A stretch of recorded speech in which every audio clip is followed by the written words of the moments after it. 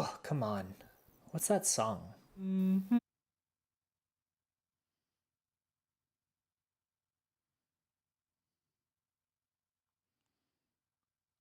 Oh dear.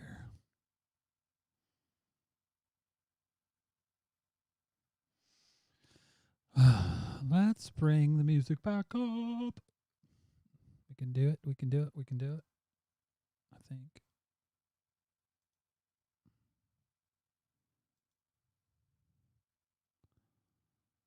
I think we can.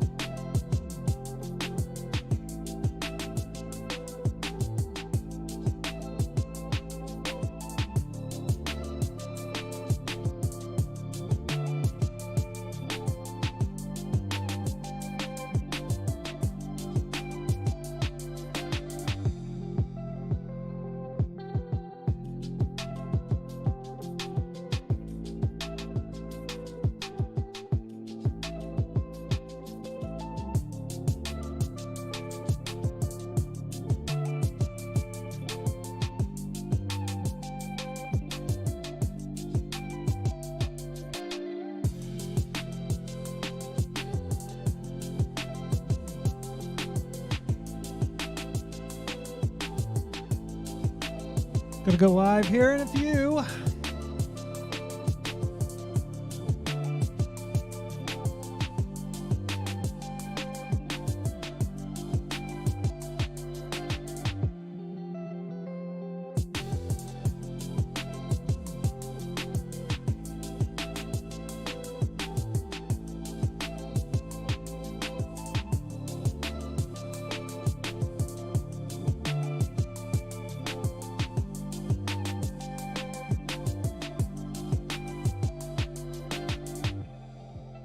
So far, so good.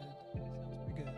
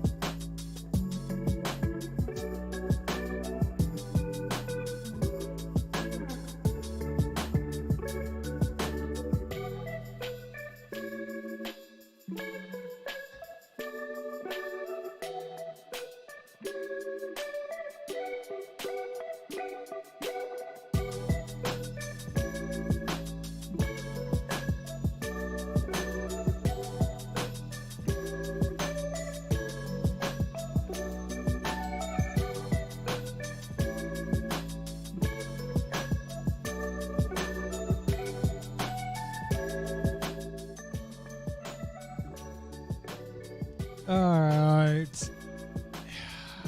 Lord have mercy.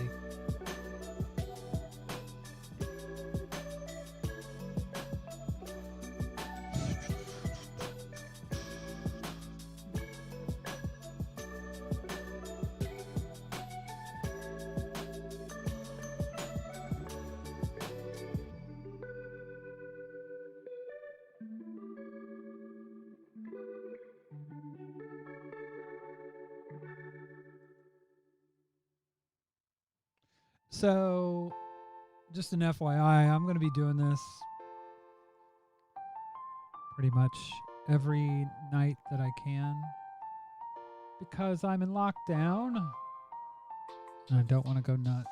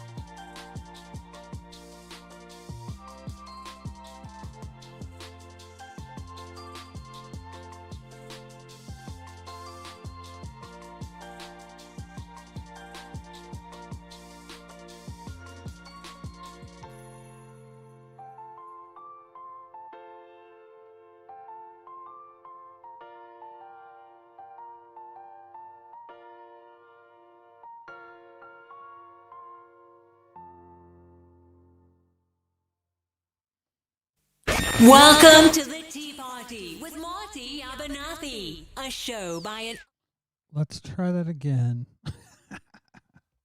Welcome to the Tea Party with Marty Abernathy, a show by an ultra-feminine, meek, shy, totally unopinionated trans woman that seeks to listen to both sides and does not make fun of TERFs. You've listened to the show, right? You still want me to say this? Okay. Here's your host, Marty Abernathy. Hello, everyone. I am doing this show kind of off the cuff a little bit. Let me get my Christmas music back up here. Come on. Where'd you go? Like I said before,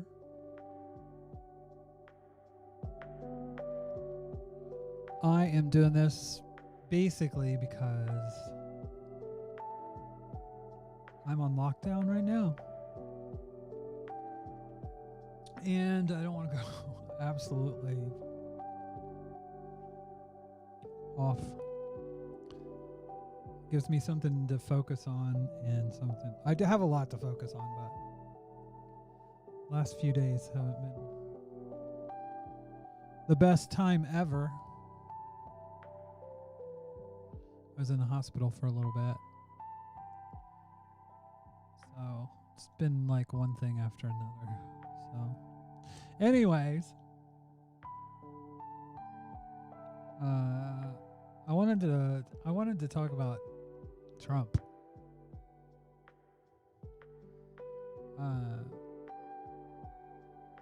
Because if you didn't know,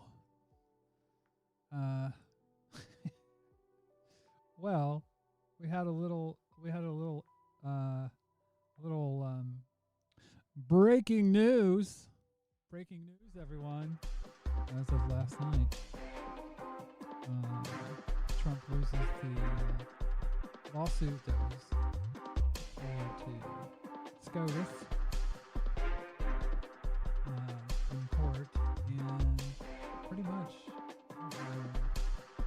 what he's got left that he can actually claim to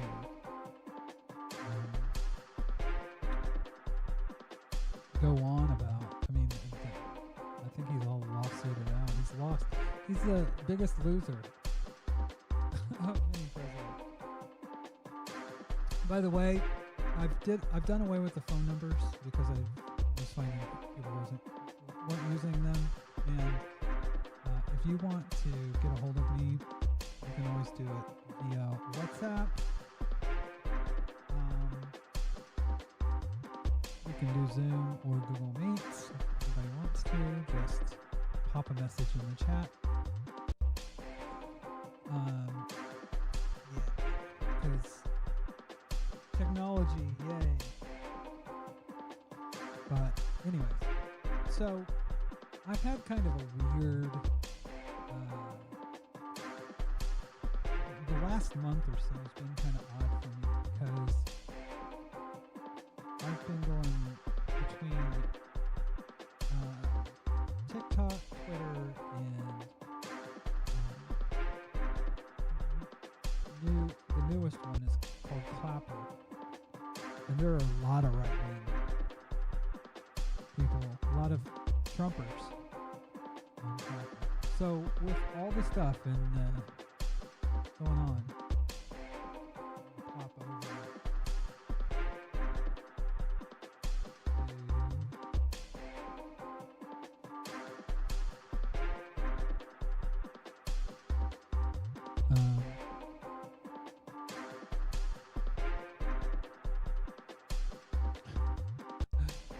I hope, yeah, the roadcasters. So let's go over to my browser window.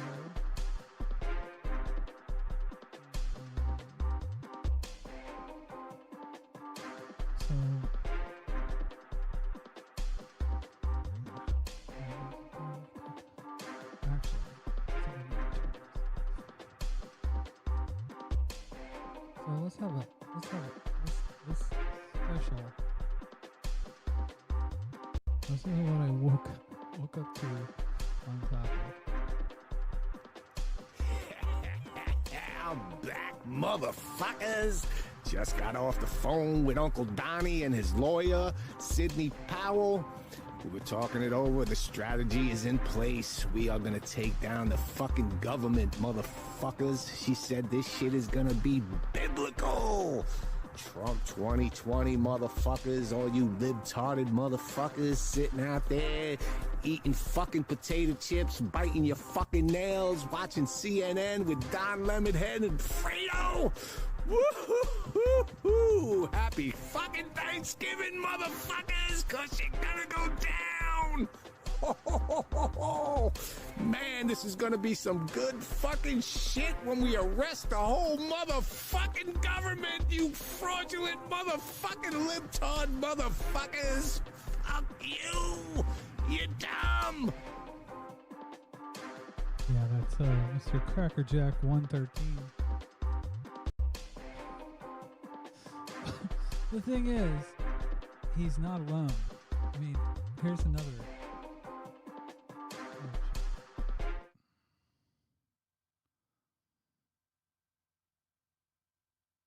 Here's a. I think you guys heard that. You didn't see it. We have to play that again. Sorry, because you have to get low to this guy. I'm back, motherfuckers. Just got off the phone with Uncle Donnie and his lawyer, Sidney Powell. We were talking it over. The strategy is in place. We are gonna take down the fucking government, motherfuckers. She said this shit is gonna be biblical. Trump 2020 motherfuckers, all you libtarded motherfuckers sitting out there eating fucking potato chips, biting your fucking nails, watching CNN with Don Lemonhead and Fredo. Woo-hoo-hoo-hoo. Happy fucking Thanksgiving, motherfuckers, cause you're gonna go down. Man, this is gonna be some good fucking shit when we arrest the whole motherfucking government, you fraudulent motherfucking libtard motherfuckers. Fuck you. You're dumb. And you might think that it's like not. I mean, it's like one person being a bit off, but check this person out. So you naysayers, you Democrats, you fighters against everything, you wanna dance with the devil, you wanna step into the seventh circle of hell. Well, you just did. Breaking news. Rudy Giuliani offers to be special prosecutor and has enough evidence to bring an indictment against Joe Biden by Inauguration Day. This just broke. Amongst everything else that is going on with Hunter's taxes, think Al Capone. What brought down Al Capone? Taxes. Everything else came out after it. He's not playing games. There's a video attachment I'll be posting in another TikTok, but attached to this clapper. Big news, breaking news. They're not coming down. They don't call Giuliani a honey badger for nothing. This man is relentless. He brought down the New York Mafia. Does Joe Biden think he stands a chance? I don't think he does. He said he'll go before the grand jury and get an indictment. Enough. You're saying right now you volunteer to be special prosecutor. And if you were appointed special prosecutor before the 20th of January, noon on the 20th, in front of a grand jury, you're confident that you could bring an indictment about their compromise by the Chinese Communist Party and taking money from the CCP. That is correct. That's what you're saying? Yes, sir. Yes, sir. And I'm quite confident I could bring the Ukraine case. That one I have 22 witnesses. First off, I do think, hello, Jonathan, in the chat. He says, hello, lads, lasses, and NB badasses. Yes. First off, when is this going to stop? When are they going to accept? Are they going to accept? Are we going to go 4 years with this delusion? I mean, there's so much wrong with this. If you think about it, Giuliani's been he's quite the honey badger.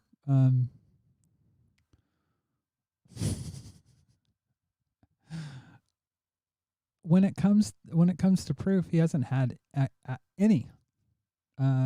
He had one lady on that seemed to be drunk, and that turns out has a record and of sending almost like revenge porn.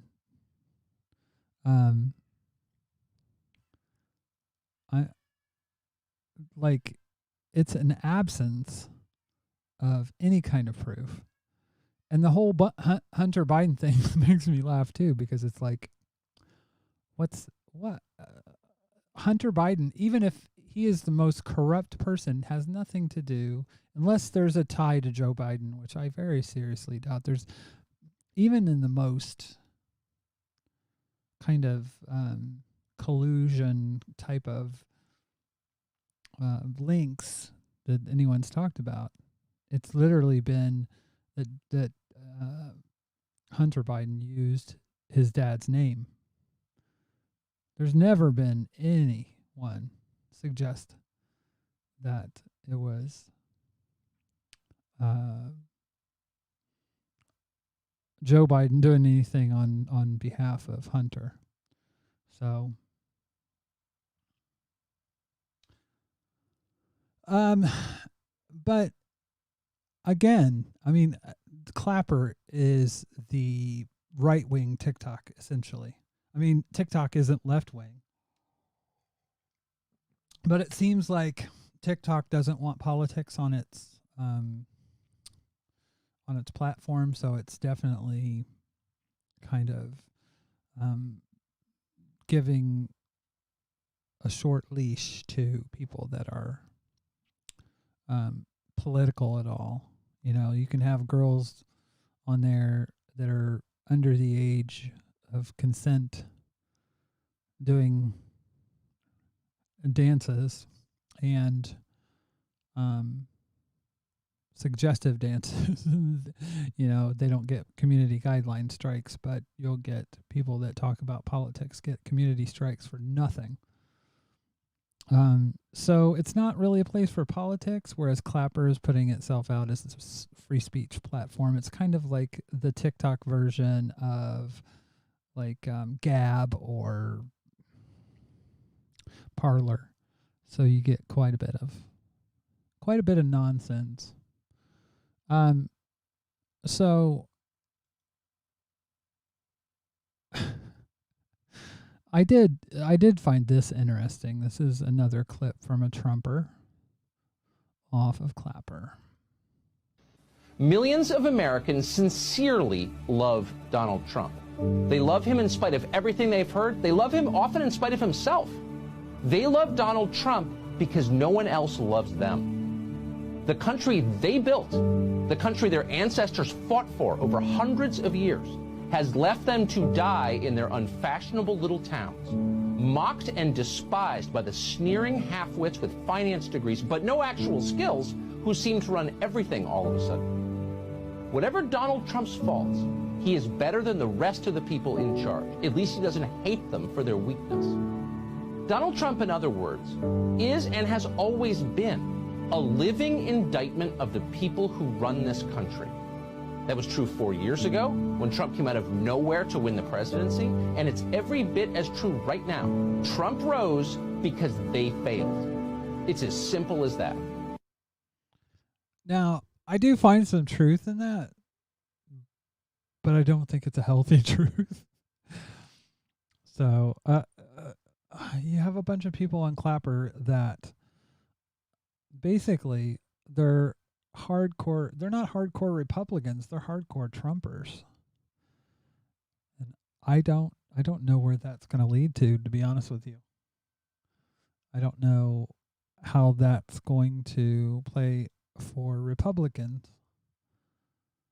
It does seem like, oh, Dan is saying I need to turn my mic up. Ooh. My mic is pretty high, Dan. Because I can monitor myself from here, actually.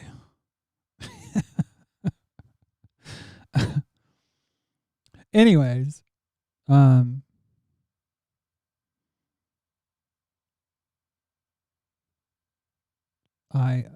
just had a peek over at over on Facebook. It's a bit odd because I can broadcast to two different Facebook pages, but only one of them shows up in the chat, which is a bummer.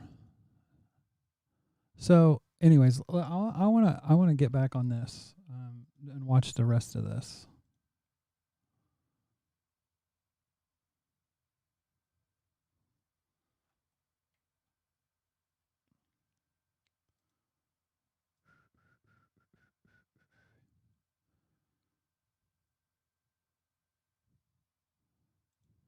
And I have tape recordings. I mean, the Ukraine case is 100% made case for which I was tortured, pilloried, threatened with disbarment, threatened with prosecution. This is why people love you, Mayor, because they understand you're a honey badger. You're relentless. They don't care. You don't care how you mock. I have to tell you, I'm very, very sad about this, Steve. This isn't something that I'm happy about. To see something like this happening to the presidency of the United States gets you close to wanting to cry. I mean, I never thought I'd see a day in which somebody like this would be stepping into the White House, where I would possess in my records the evidence that shows that he's been a career criminal. Mayor, I know you've got to bounce. And you've got to take care of yourself, Mayor. The entire world needs you. So we got to keep you healthy. Okay. Thank you very much. Commercial break. We're going to return in a second.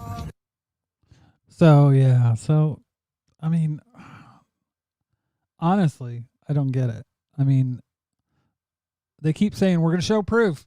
It kind of reminds me of Trump saying that he's gonna put his health care plan forward, which he kept saying in 2 weeks, in 2 weeks, in 2 weeks, and they never put anything forward.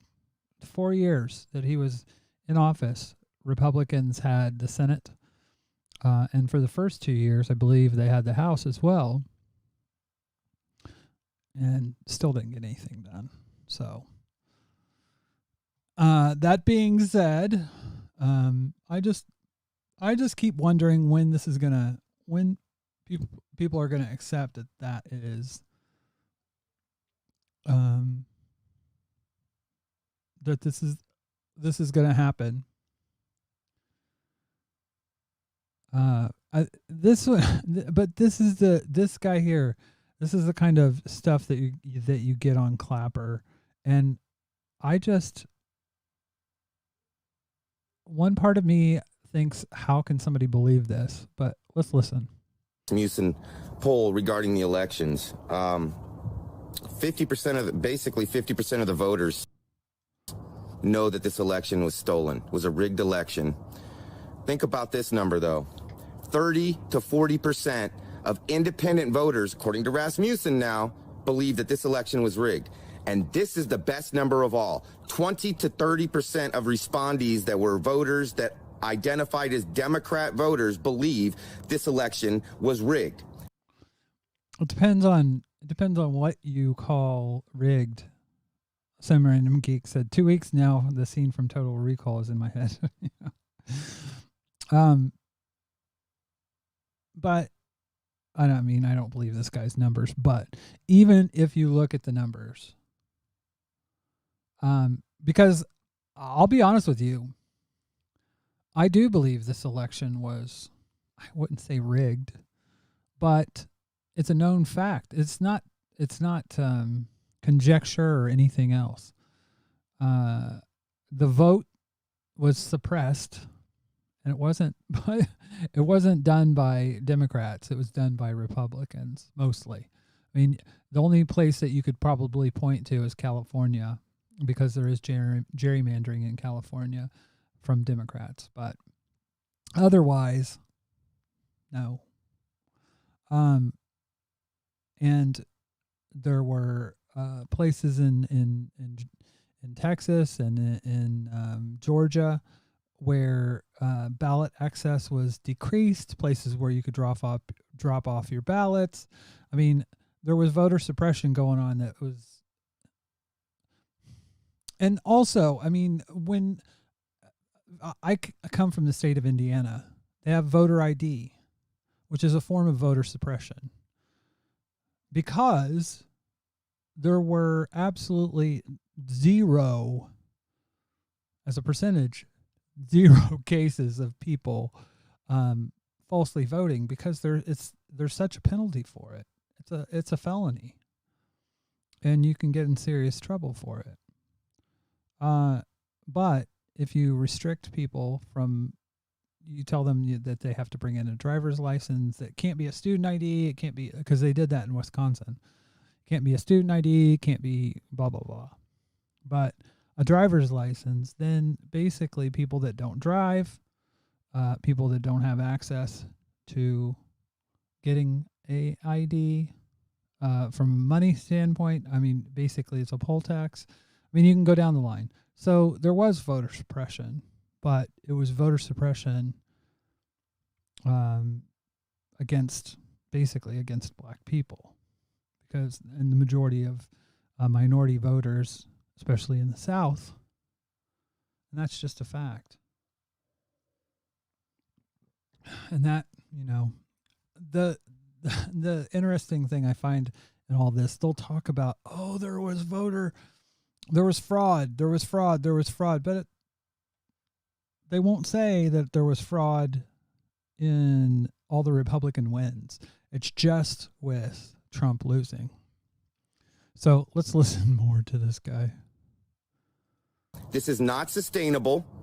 There's a reason why virtually half of your combat deployable Navy is deployed off of both of your coasts right now. And you can go look that up, and you can go do a little research, and you'll find out that on each one of our coasts, there's 3 full strike groups, plus Marine strike craft, which is the smaller aircraft carriers for rotary wing aircraft. So half of your Navy is now currently stationed off of your coasts for the first time in, God, I don't know, since maybe World War II, maybe slightly after that. This is insane. You guys, at this point, I'm going to say this right now. COVID, you didn't really need to prepare for like we did in March. Remember that? Oh, toilet paper. This one you do. This is not going to abide. The Democrats are seething since Texas came out and then 17 states joined them. This is going to be fixed if it takes martial law and the suspension of habeas corpus, which is where I believe he's getting ready to go. Go look at a tweet that he dropped 3 hours ago saying, hey, we got a right to be pissed. This is a rigged election. He's telling people that he's getting ready to enforce law once again in America and uncover what was done and show it to the world.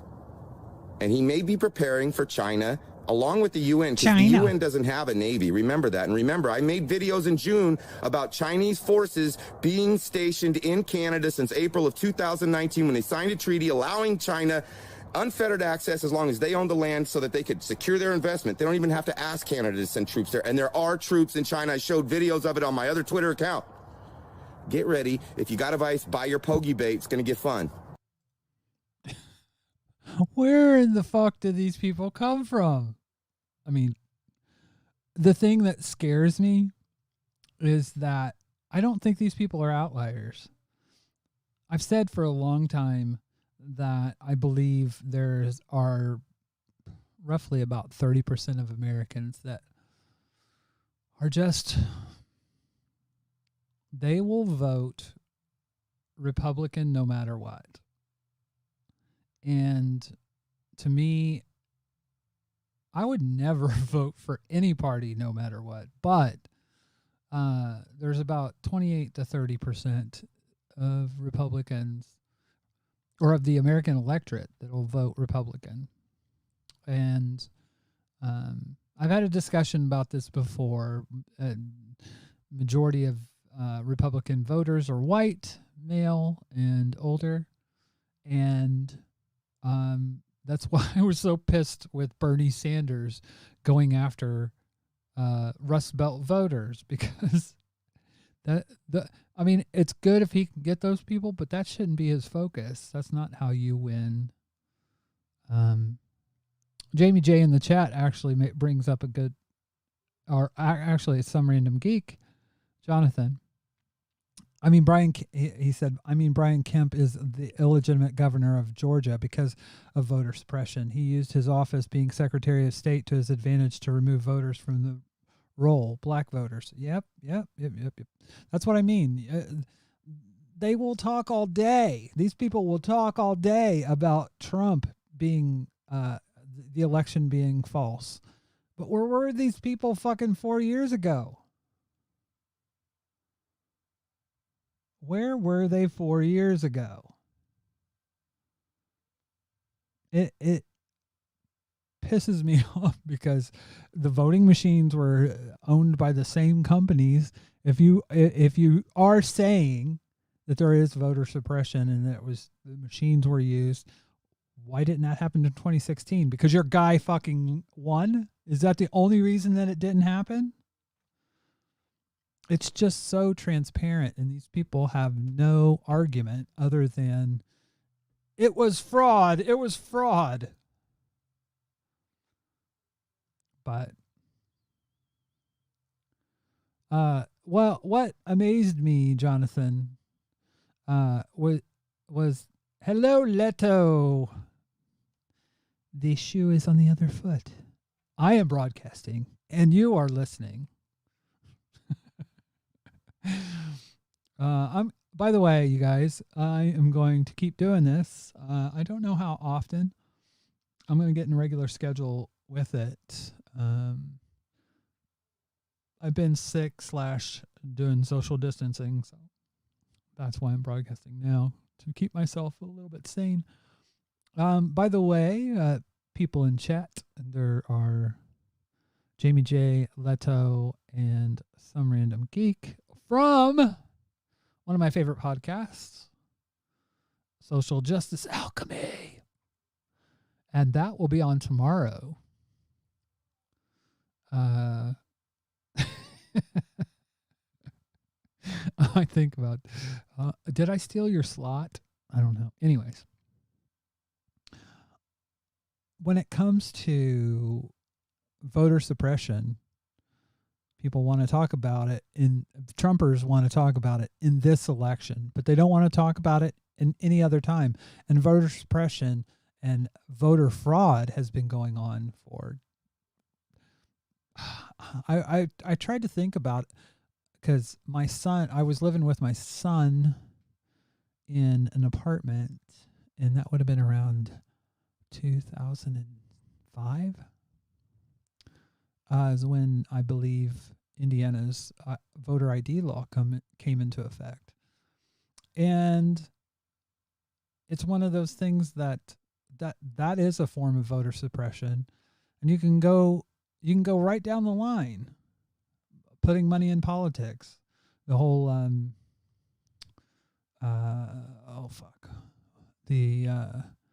I forget the case that it was, but the Supreme Court ruled that corporations are people, essentially, and that they can give money in elections and basically buy elections. So Jamie J said Milo Yiannopoulos is over on Parler saying that he is mad he threw his career away getting Trump elected because Trump's SCOTUS appointments didn't protect Trump's position of power from voters. I had to laugh at that because, like, he wasn't fucking anybody. He hasn't been anybody for a long fucking time.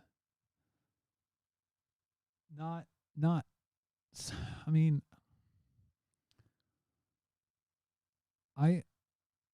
he got, in internet terms, destroyed years ago. He hasn't been a thing for a while. So for him to claim that he's put his career on the line for Trump, I honestly think it was before Trump was elected when he lost everything. When he went on Bill Maher and all that stuff.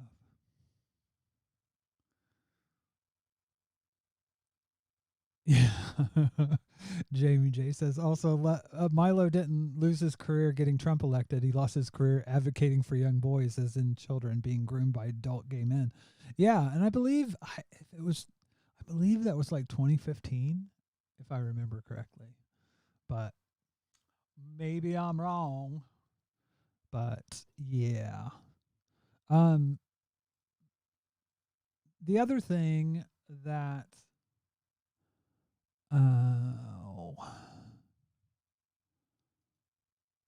I'm trying to see if I have any more videos. No. The other topic that I wanted to, by the way, basically how this is going to run tonight is I am going to broadcast the show. I'm not sure how long. I'm going to run through the content that I have. And at the end of that, I'll say good night. But then I'm going to jump back on and I'm going to do some gaming. But I'm going to do it in a separate broadcast. So you can look forward to that. One of the big things that's come out of Black Lives Matter is people talking about white privilege. And I think it's really important that people understand what that is. And I've been watching a lot of TikToks, and this one's actually on Clapper. But I think it's really important that people understand what it is and what it's not. So we're gonna bust on over to here. All right. Race, which actually doesn't exist, is a social construct that was devised by white people to incite their superiority. Therefore, in order for one to be racist, they would have to be a part of the majority. Now, I'm not just talking about majority as in numbers or population, but in power. And racism only exists in a power structure. Therefore, white people cannot experience racism, nor can black people be racist. Can black people be prejudiced or Ooh. Oh. Oh dear. Let's try this again. Oh, media is not loaded. Damn you, Clapper. But basically, she just explained how black people can't be racist because they don't have power. And what I find interesting is that when people talk about, I want to put some music back on, just a little Christmas music to talk about the racism.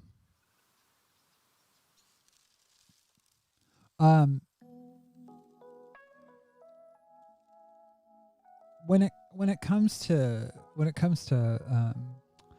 racism, when a person of color talks about racism, they are talking about a very specific thing. They are talking about institutionalized racism.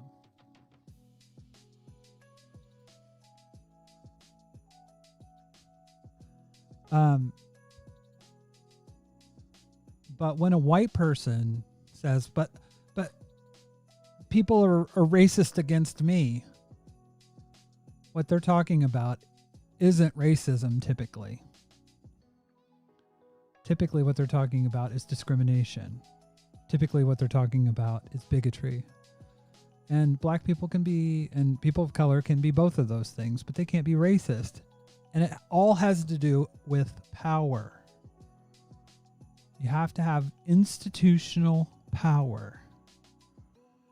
If someone calls you a cracker, that can be harmful to you personally. But it's not something that's going to impact your job, impact your life. It's not going to have a negative impact on your life from the perspective of your job, your school, and all that stuff.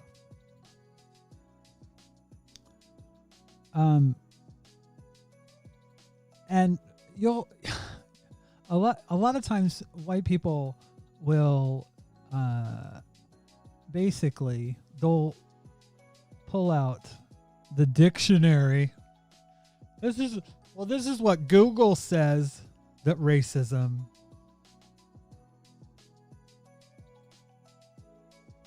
by the way Flighty one on Twitch says, I am a saltine covered in mayonnaise. Believe it or not, that statement hurts me not even a little. Oh, it's Jamie J.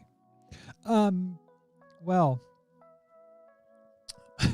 there's a trans woman on Twitter that I call her a mayo-phobic. She hates mayo, and I just take the piss all the time. Anyways, but people, especially white people, will say, well, this is the definition according to this book here, this dictionary. Excuse me. But something that Merriam-Webster put on their website really I find very interesting.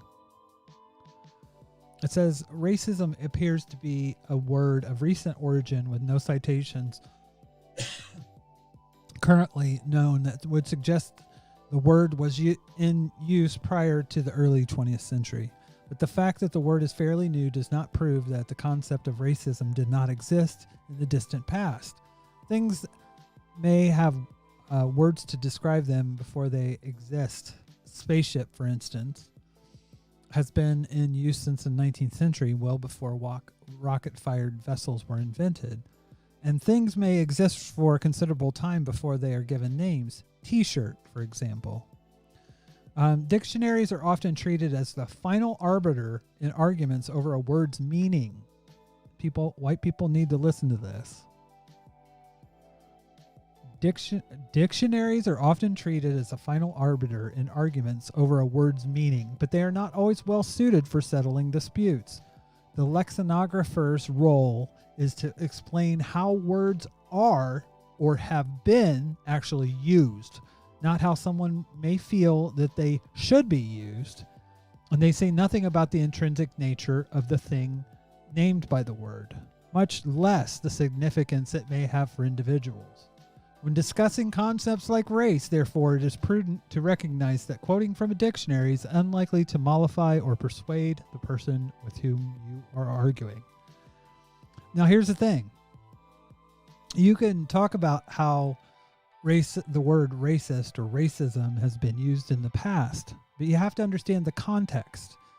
When black people are talking about it, they are talking about systematic, institutional racism. They're talking about getting pulled over by the police, about black men dying at higher rates. I mean, all these things where a lot of times white people are talking about black person was mean to me, or Hispanic guy was mean to me, or, and you know, on down the line. And it's like this thing. There's a certain segment, and a lot of it has to do with white men. For some reason, they think they are entitled to everything, including oppression.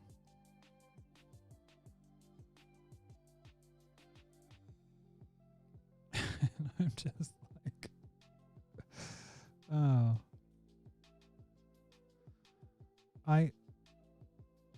I think when we start to understand concepts about race, and then it's not, I mean, I've always said that I'm not overtly racist, but there is racism that lives inside of here because I live in a racist society, and that manifests.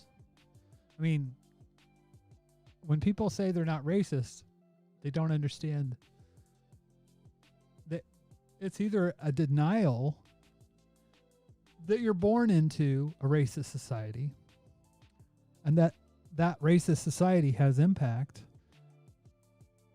A lot of different oppressions are like that. Misogyny is like that. It not only impacts, I mean, I'll give you an example. Misogyny, patriarchy, not only just impacts women.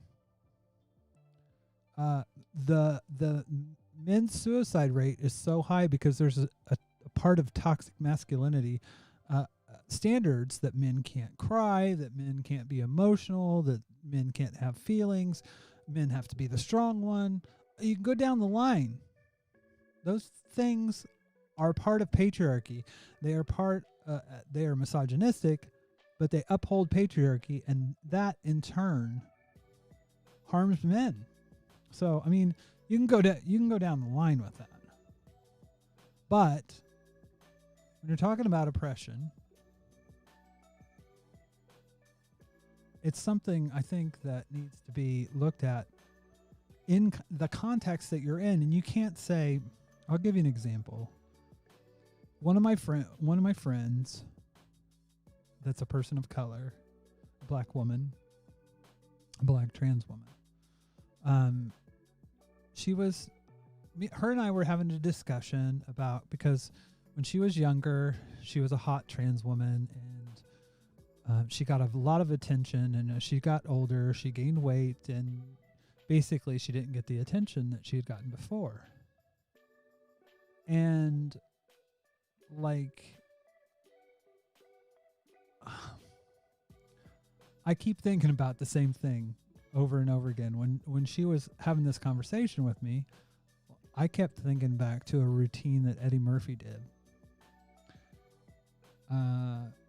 He did a routine about the difference between fat black women and fat white women. And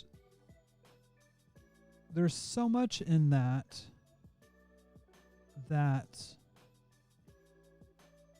I lessened my friend's pain of feeling invisible because she was older and that she was not young and hot anymore because she was black. I mean, and that's racist. It wasn't something that I did on purpose, but it was something. I started thinking about it, and I was like, but Eddie Murphy is black. He's not racist. But then it dawned on me. He's sexist. It wasn't racist for him to say that, but it was racist for me to take that and internalize it. And how it impacted my friend. That's how my racism impacted her. It hurt her feelings. And it's not something that I meant to do, but it's literally part of my history. So I have to do the work of rooting that kind of stuff out myself. And can't ignore the fact that there is part of me that is racist that I need to work on and come to terms with, identify it, come to terms with it. We need to stop being so fucking sensitive. Oh, I'm not a bad person. I'm not a bad person. These things are not going to change. The thing is,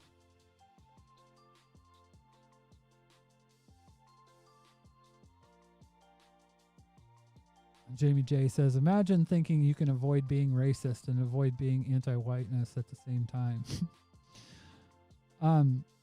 And Jonathan mentions that it's Happy ACAB Day.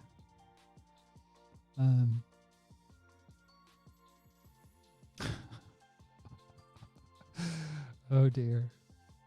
Do we want to get into ACAB? Because I did find it a bit ironic that if you listen to the leaked phone call from Joe Biden to civil rights leaders, he was talking about, how they got hit over the head with defund policing. And I think it's absurd, number one, because who was Trump going for with that? He was going for white suburbia.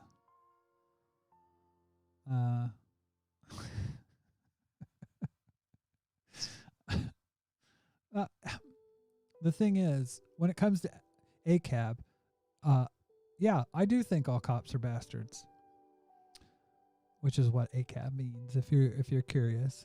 But it's not. I mean, something that Leto said to me in chat about ACAB. She said, because I was like, we were talking about should police be allowed to come to Pride. And she said, no. She said, if the people that are police officers want to go home, take their uniform off and come back as people, sure. But that uniform is a job and an institution that was founded in racism, in slave patrols, and continues to oppress a segment of society, but not based on anything, crime statistics. I mean, as a white person, I know this for a fact because I dealt drugs in high school and was never caught. I should have been, but I never was. Why? None of my friends were. None of my friends that sold and dealt and used drugs were ever caught. But the reason was they weren't looking at us. Anyways.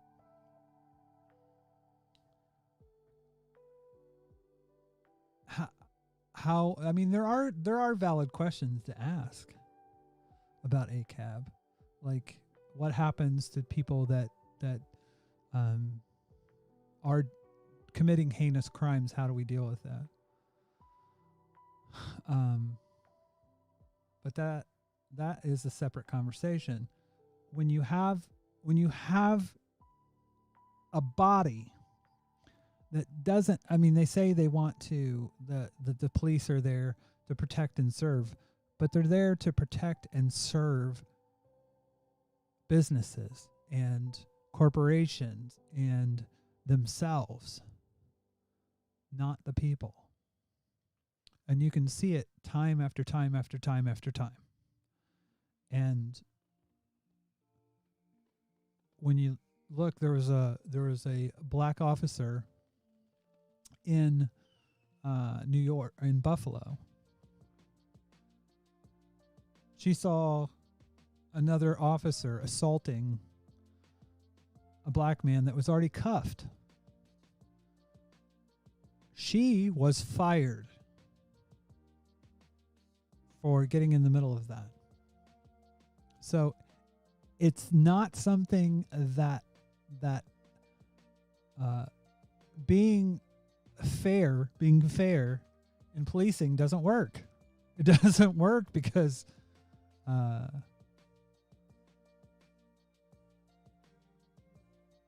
it's one of those things that the institution doesn't allow it to. So, anyways, got off on that short little tangent. I wasn't expecting to do a cab today, but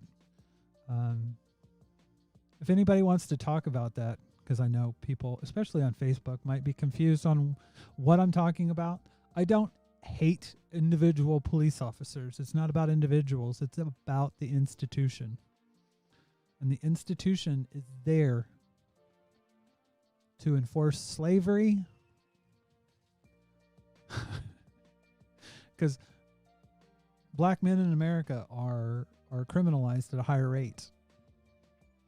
And you can look at the numbers and it all pans out. What I find interesting too, especially here in the UK, is they don't want to talk about it anymore. They don't want to talk. They're trying to make talking about critical race theory. They're talking about making that illegal. And I find that ironic. It's like you have all these people that talk about being free speech warriors. Yet when it's about racism and privilege and things like that, then where are they? They're nowhere to be found. By the way, some random geek in the chat says he likes the scene. Which one are you talking about? I have a bunch.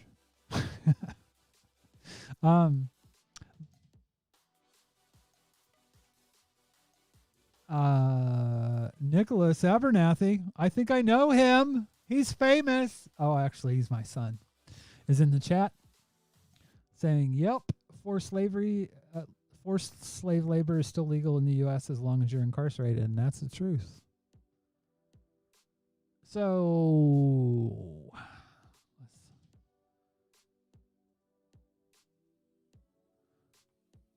that's the truth. White people need to get over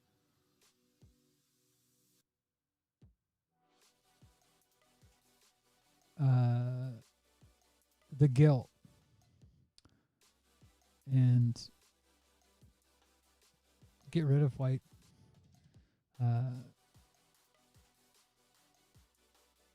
I mean, we can civil rights stuff is always a struggle and it never goes away. For the life of, there was a Melissa Harris Perry commercial. I wish I could find it.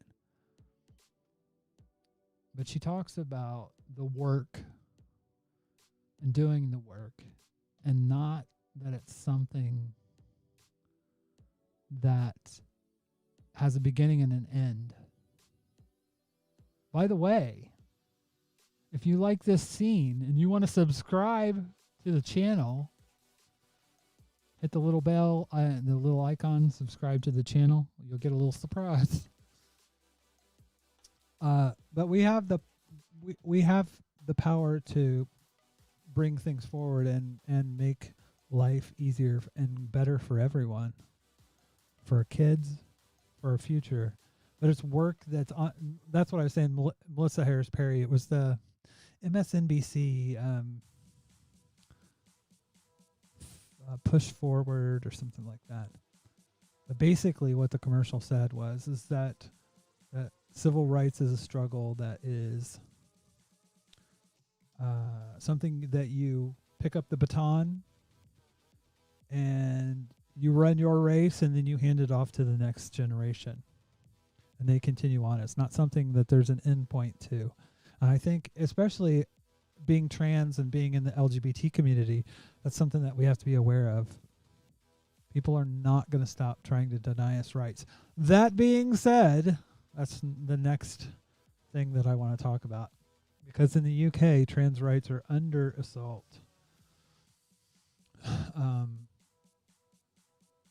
And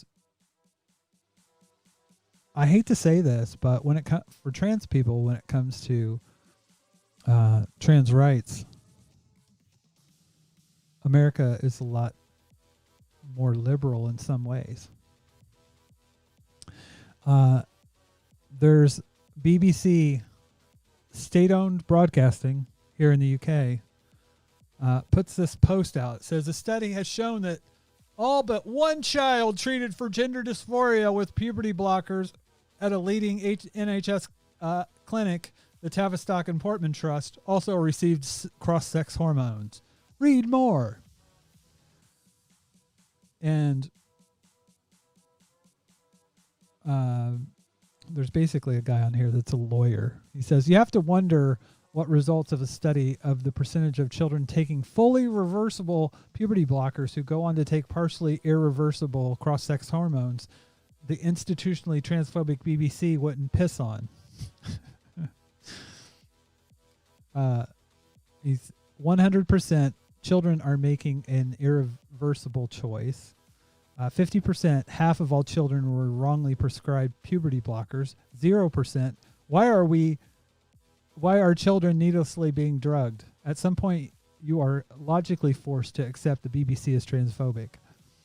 And when you look at how this whole thing with puberty blockers is framed in the media, even by state-owned media, it's horrendous. It's horrendous. The media here, I mean, they literally killed Princess Diana. Literally. That's not hyperbolic. They chased her to her death. They've chased Harry and Meghan out of the country.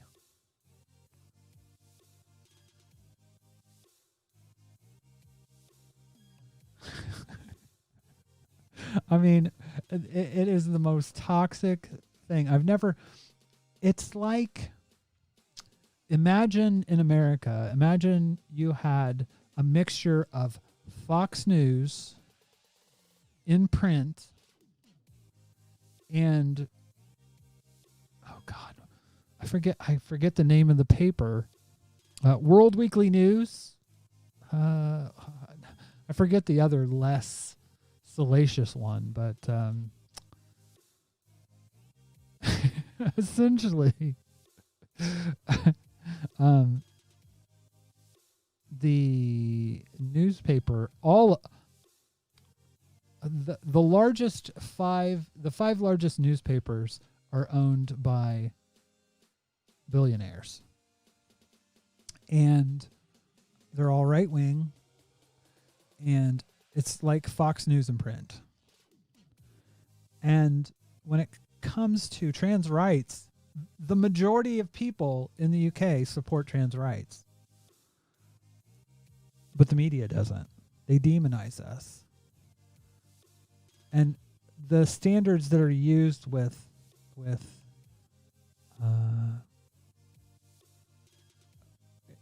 in the UK with trans rights is very conservative. I mean, and that shocked me when I moved here, because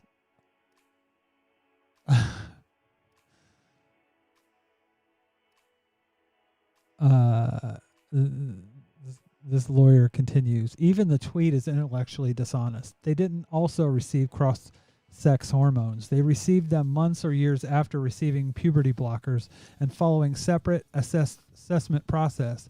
But what matters accuracy, eh? So, yeah. The BBC is just shit. By the way, I just wanted to mention that quickly.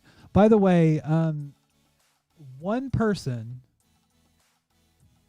Oh, darn it.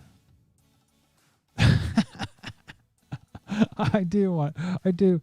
Unfortunately, I'm going to go back on the Trumper stuff here for a second because I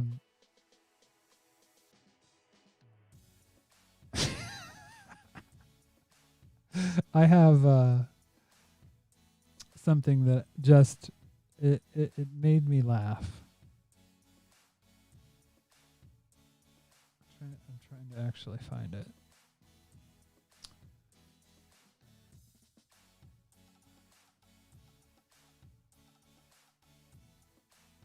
Let's see. Oh, yes.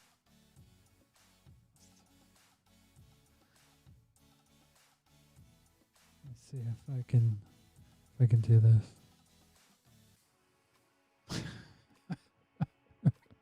This makes me laugh. It's about masks.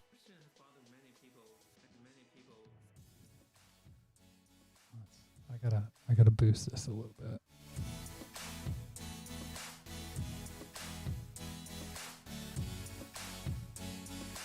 Let's turn that off for a minute.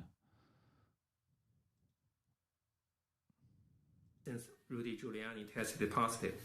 So is COVID transmittable through farts? They didn't bother to interview a single witness. I mean, assholes are scary enough, let alone a viral asshole. But worry not, Team Rudy. This scientist said in his podcast that luckily we wear a mask which covers our farts at all time.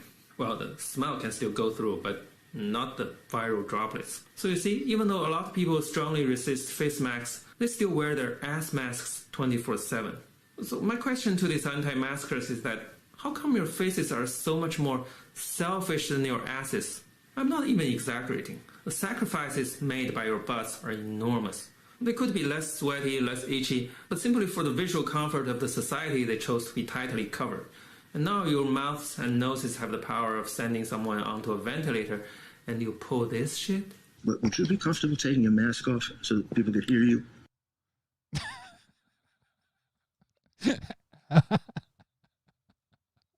Ask masks. I just giggled at that. I did want to bring up I could not go back to that. It makes me laugh. Ass masks.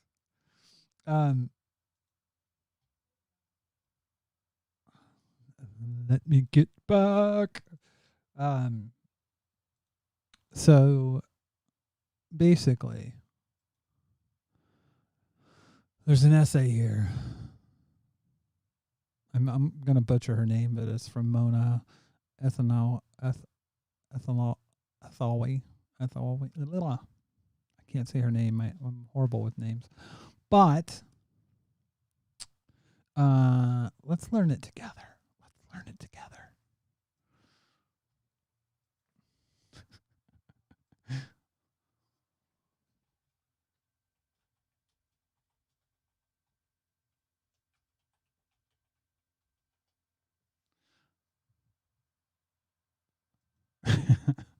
She even tells us how to say it. Mona is 4 fucking letters, people. Say my name for fuck's sake. Yeah.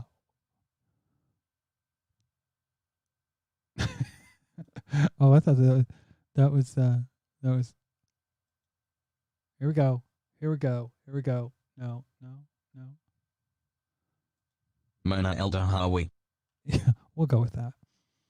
El Tahawi. She wrote this beautiful essay called "A Time for Fire and Guillotines."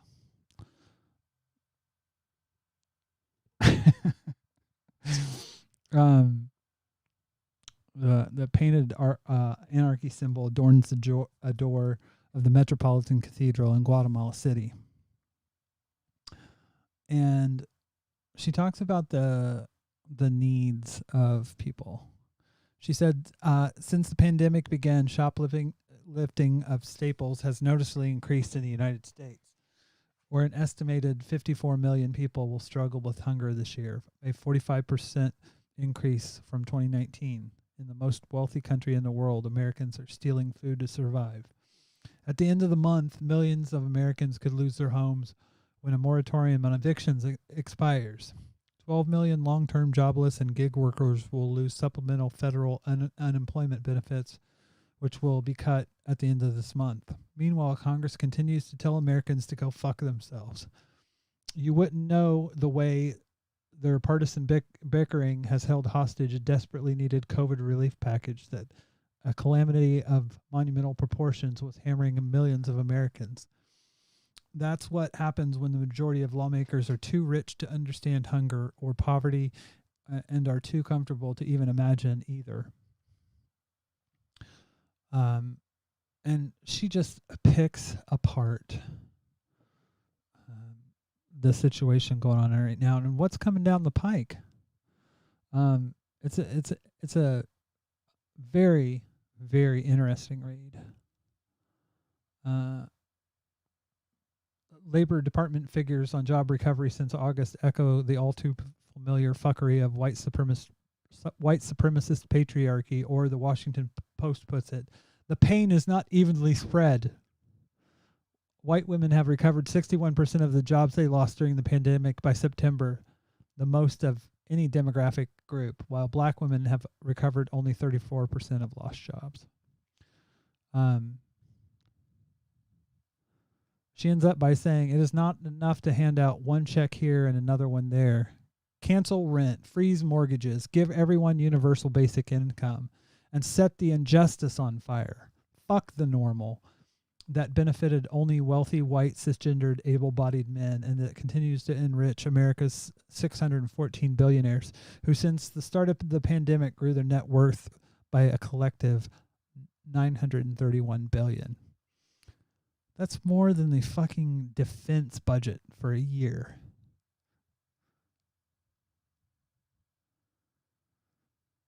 In November, protesters in Guatemala angry at the proposed 2021 budget that would have cut spending on health and education while increasing lawmakers' own stipends, set part of the Congress building on fire, and set up guillotines outside. The bill was shelved.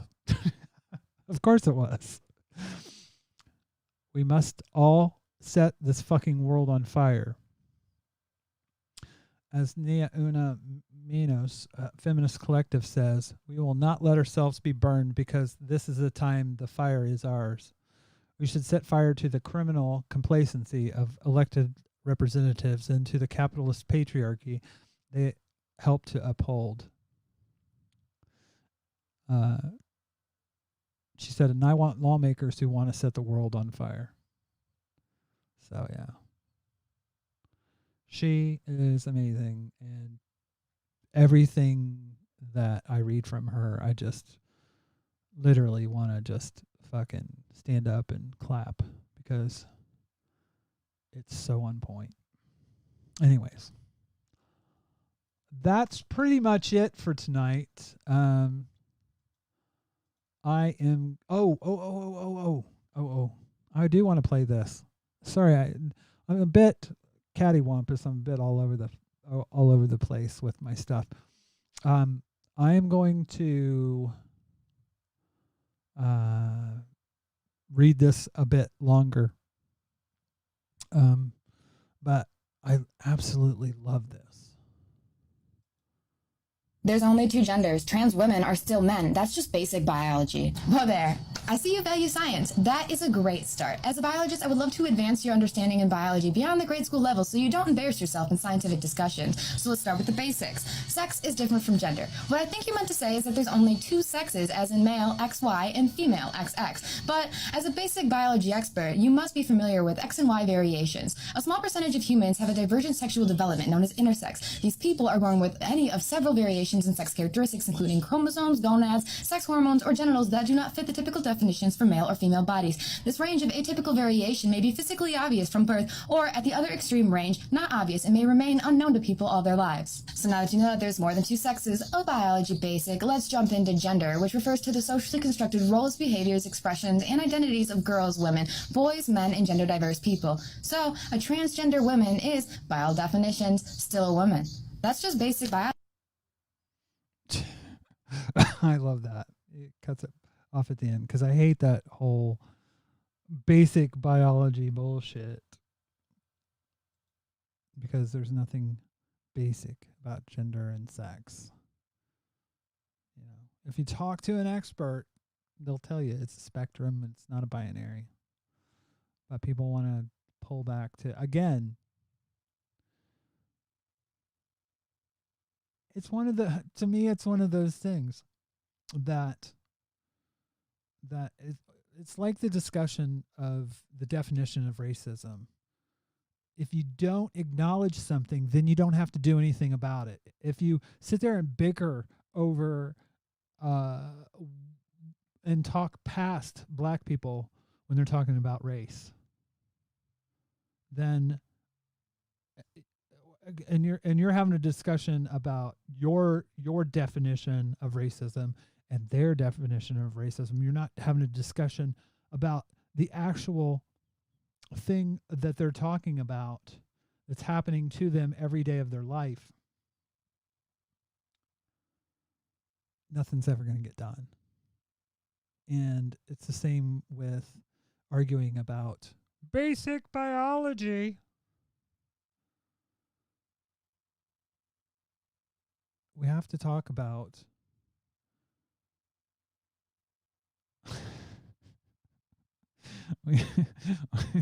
Jamie, you're distracting me. We have to talk about and get past some of these issues to have discussions that are meaningful, because there are things that are happening with trans rights that have a negative impact on the lives of trans people. So, anyways, so I'm gonna go ahead and put the music back on. Gonna end the show here in a minute. I'll probably do a show tomorrow, but I'll probably do it after Social Justice Alchemy. Just depends on what content that I find and what I want to talk about. But yeah.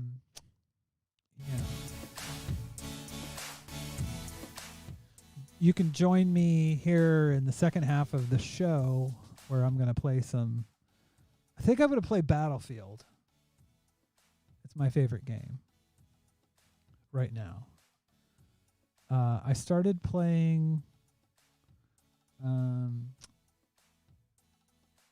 Wolfenstein Young Blood, and that's something that I like as well, because you're going around and killing Nazis. But who doesn't like killing Nazis?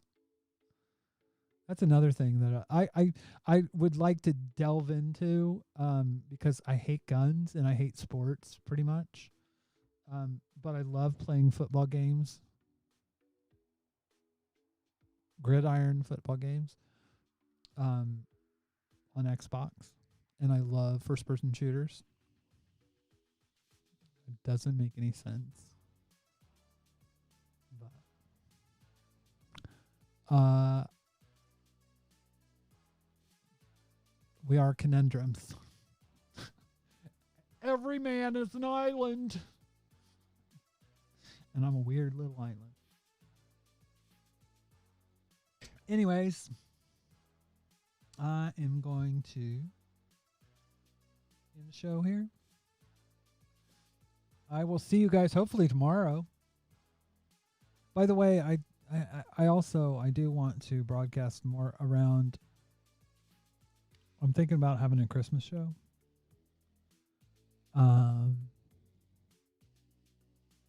Because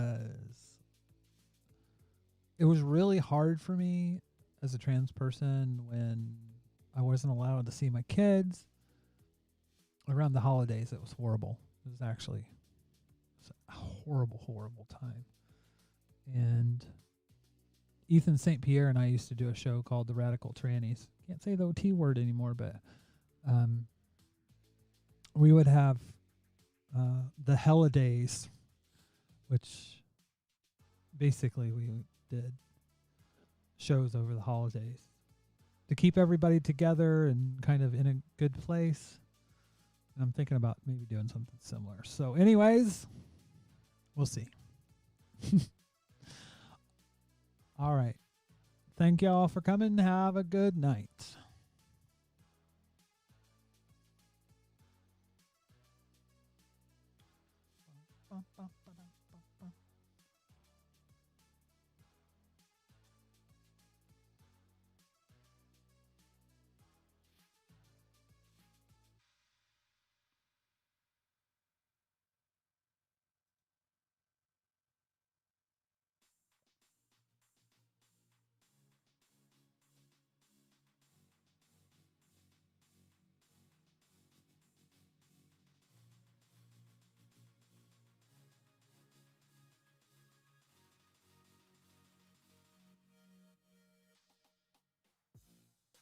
By the way, Jamie, I just realized I've screwed up my ending scene. So, but